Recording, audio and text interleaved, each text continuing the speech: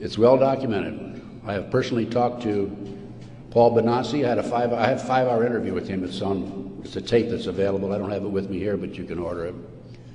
I have a 5-hour interview with Paul that he gave me in 1993. Paul told me how he was used.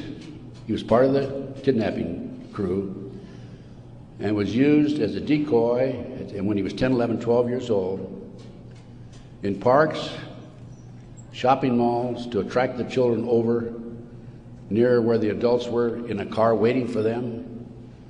They throw them in the back seat, chloroform them, and make off with them. Paul also told me that these children, many of them become sex slaves. Many of them are used as toys. The boys, they call the boys toys. I don't know what they call the girls. But these degenerate, sick people, the men are more interested in the little boys than they are the girls for some reason. But it's all well documented. Paul drew the inside living quarters of the White House. Now, this information broke in about 1987. That's about right after I entered, just before I entered the case. I replaced a fellow named Gary Caradori, who was the investigator for a Nebraska Senate committee. Gary met the official photographer of the group, who had split from the group, defected, and agreed to take the pictures that this official photographer gave him, and they met in Chicago, agreed to take the pictures back to the committee. He flew out of Chicago in his private plane, a short distance out of Chicago. The plane exploded midair, and his briefcase has never been found. He and his 11-year-old boy died. His briefcase has never been found. The rear seat of the airplane has never been found. I made every attempt possible to obtain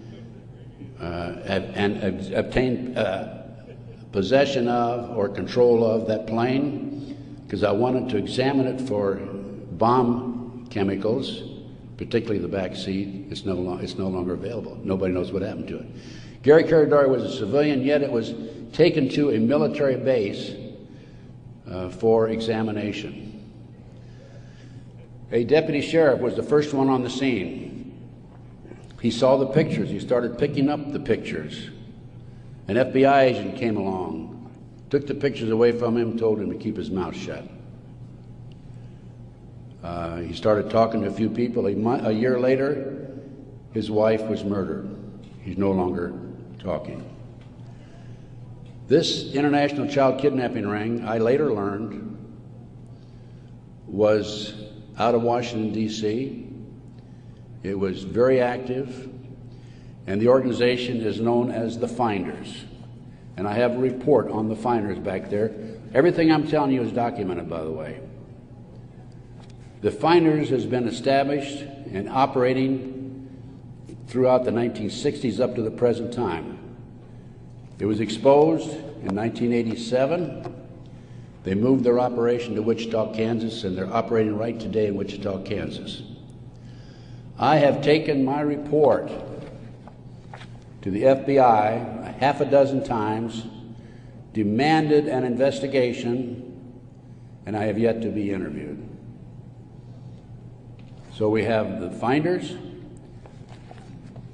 we have the Franklin cover-up, which documents what I'm telling you. We have the pawns in the game. Pawns in the game is the Illuminati. This is the Illuminati/Satanic movement in this country today. And the last thing I'm going to mention in the way of a book is why Johnny can't come home. Johnny Gosch was, September the 5th, 1982, a newspaper boy on a Sunday, and he was about to deliver his newspapers in West Des Moines, Iowa. He never delivered any newspapers. He disappeared. The mother, Noreen Gosch, was dumbfounded, didn't know what happened, demanded an investigation of the FBI and by the West Des Moines Police Department. The chief of police in West Des Moines said to her, even though he's disappeared, we do not have any witnesses who saw him being grabbed and placed in a car or being taken control of. So we're not going to investigate it. The FBI used the same premise. They refused to investigate it.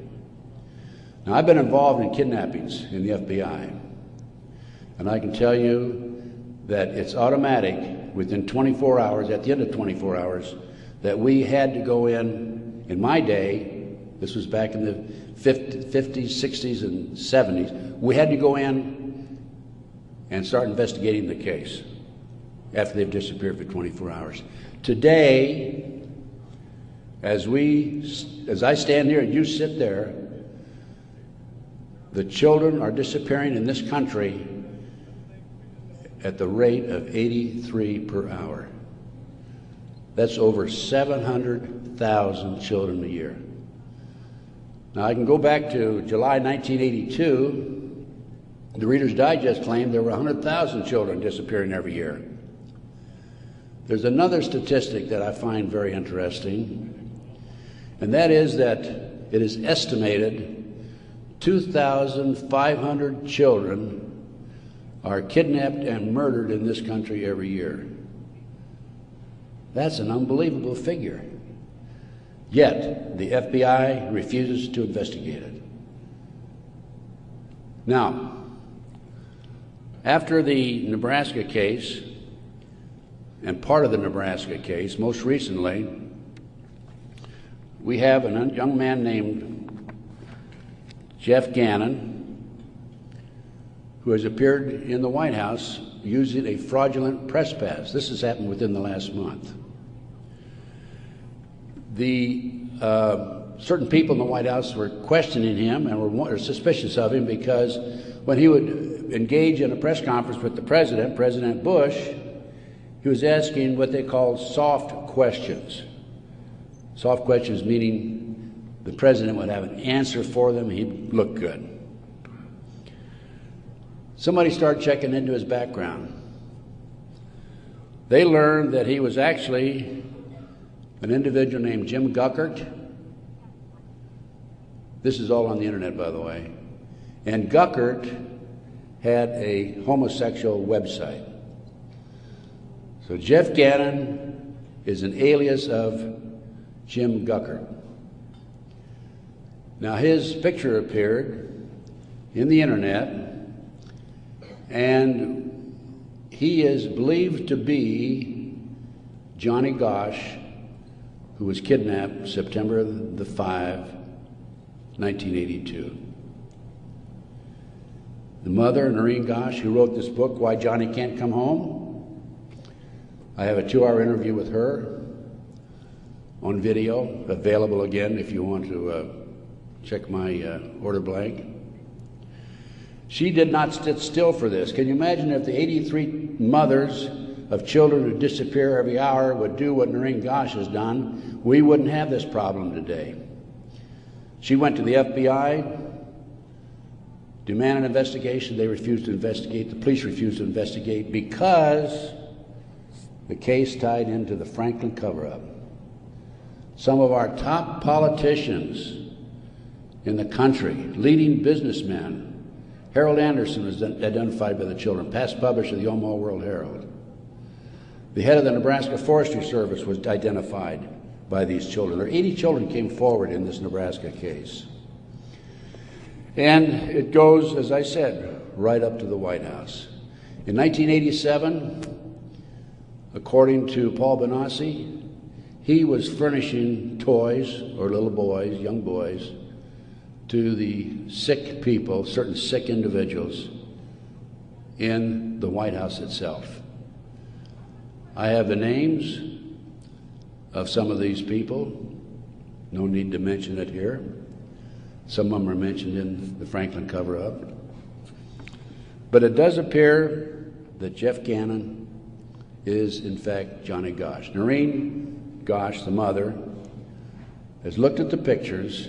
She believes it's Johnny Gosch because he has a scar on his right cheek about the size of a nickel. It's white. Gannon has a scar there also. Little Johnny Gosch had a birthmark on his left chest about 8 inches long.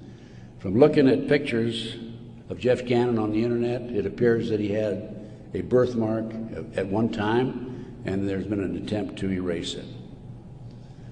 I personally talked to one of the youngsters who was involved in this network. I've talked to several of them. And he assures me that Jeff Gannon is, in fact, Johnny Gosch. Well, how did Johnny Gosch get from West Des Moines, Iowa, 12 years old, all the way with the phony press pass into the White House as of a few weeks ago? Well, what happened to Johnny is that he was transported from West Des Moines, Iowa to Sioux City. He was placed on a farm for 3 weeks, sexually molested. He was taken to the mountains in Colorado, placed in a cage in a house of some sort, or a cabin, and then later he was used as a sex slave.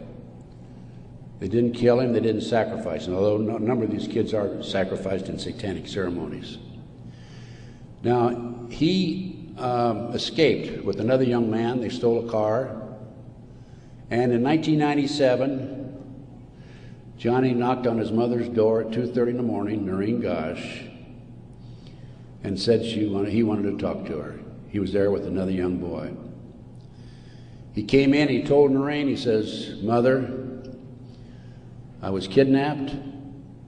I've been placed in a covert military CIA-controlled, mind-controlled project and used as a sex slave." He said, "I can't come forward at this time because they will kill me." And then he left. Noreen says that's the last time she talked to him, 1997. Now, several years after that, a girl named Burns, who was a producer for 2020, decided to do a story on the Johnny Gosch kidnapping and the Nebraska case. And she interviewed me. In fact, I spent 5 days with her, gave her the benefit of all my research, which is available to you folks also. And then she got a lead that Johnny was hiding out on an Indian reservation in northern Minnesota. She went there and flushed him out, and he basically went into hiding, and now he shows up at the White House. He was a mind control victim. If you don't know anything about MKUltra mind control program, it came into this country through the German scientists after World War II. They were involved with the Nazis during the war and prior to World War II in developing robots and individuals to be used on command for anything that they wished, including assassinations and other nefarious activity. The MKUltra program, CIA mind control program, was investigated by Congress in 1987. Congress said, CIA, you got to quit doing that. You're bad boys. And they said, we will quit. Don't kid yourself. It's very active today. There are people like Barbara Hartwell out there who are mind control victims. She's another one who's been bashing me. I must be doing a pretty good job because I wouldn't have these people criticizing me on the internet like they do. And of course, it doesn't bother me in the least. But going back to the Nebraska case, the MKUltra, a lot of this training took place at Offutt Air Force Base in Omaha, Nebraska, which was Strategic Air Command headquarters. You recall after 9/11, the president flew to, I think it was to the south, someplace in Louisiana or New Orleans, and then he flew to Offutt Air Force Base in the afternoon of September the 11th, 01, and they had a party there that morning at 9:30 in the morning. He missed the party. He was sorry he missed the party. Warren Buffett was there, by the way.